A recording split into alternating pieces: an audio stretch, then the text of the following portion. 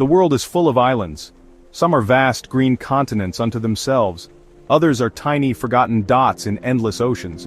But Santa Cruz del Islote, I had heard, was something else entirely.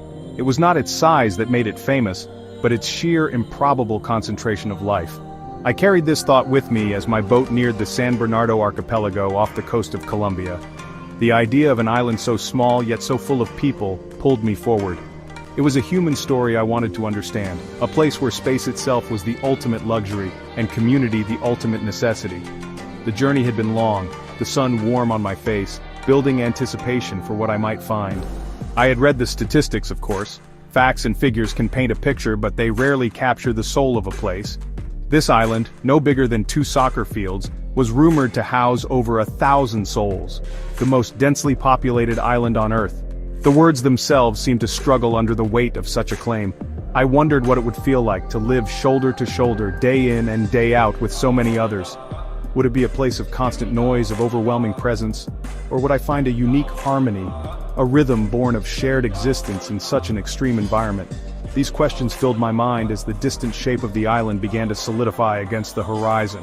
My first glimpse was almost surreal. It did not look like an island in the traditional sense, with beaches and trees.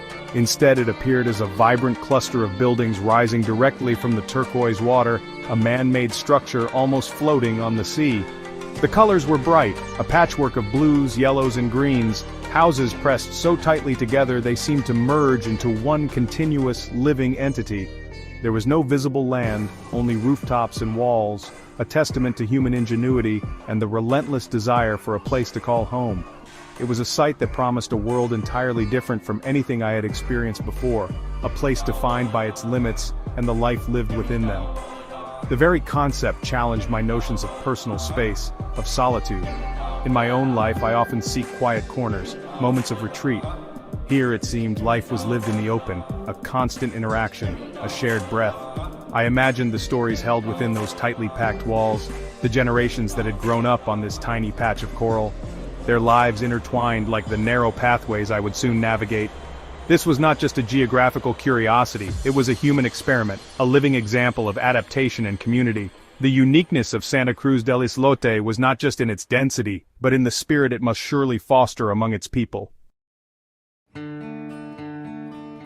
To reach Santa Cruz del Islote, one must first journey to the Caribbean coast of Colombia.